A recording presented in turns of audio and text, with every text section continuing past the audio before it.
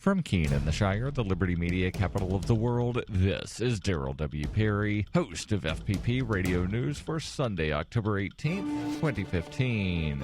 Silver is trading at $16.05 per ounce. Gold is valued at $1,177 per ounce. And according to BitcoinAverage.com, the average price of Bitcoin is $268.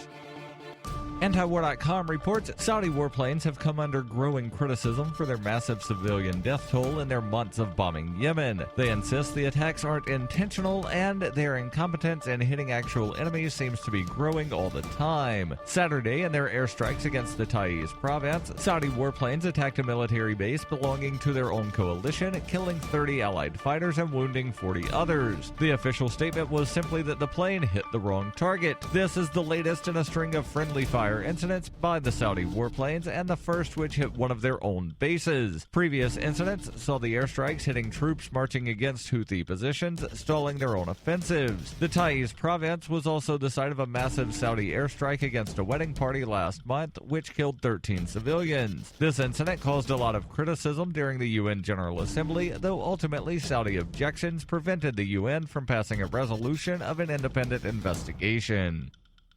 For over 35 years, Robertson Roberts has been a trusted source for buying and selling your investment-grade precious metals. They also take Bitcoin for precious metal purchases and permanently removed the minimum purchase order for all orders paid in the digital currency. Call Robertson Roberts today for knowledgeable advice on investing and a forward-thinking approach to new technologies. 850-478-5270 or online at rrbi.co.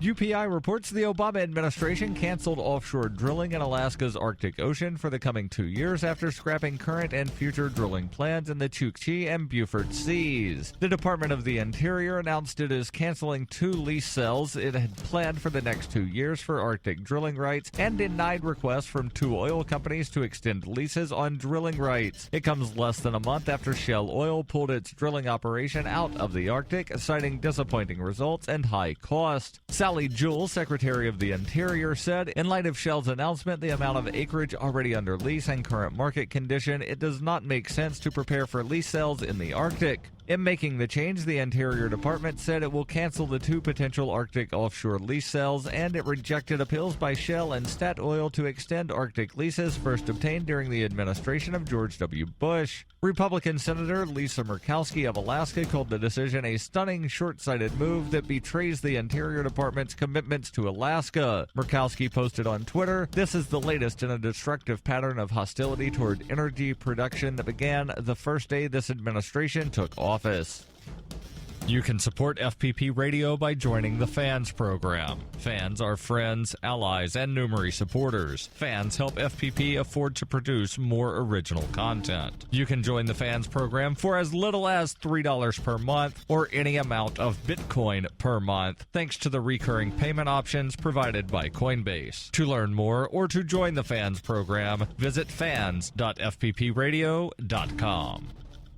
Reuters reports Canada's political leaders began their final weekend dashes on Saturday before voters decide on Monday whether to grant Conservative Prime Minister Stephen Harper a rare 4th consecutive mandate after a long and hard-fought campaign. Harper attended a Toronto rally that was organized in part by controversial former Toronto Mayor Rob Ford, who admitted to smoking crack during his time in office. Now a city councillor, Ford's small government anti-tax message has kept him popular in parts of Toronto's vote-rich suburbs. Harper was introduced by Ford's brother, Doug, who has said he would consider a Conservative leadership run if Harper left. At an earlier event in Quebec, Harper touted his economic track record and dodged questions about his relationship with the Fords. The Liberals are leading the Conservatives by as much as 8 percentage points in polls, sitting as high as 38%, very close to what is needed to win a majority in Parliament. Thomas Mulcair, leader of the left-leaning New Democratic Party, NDP, took aim at Justin Trudeau and the ethics of his Liberal team.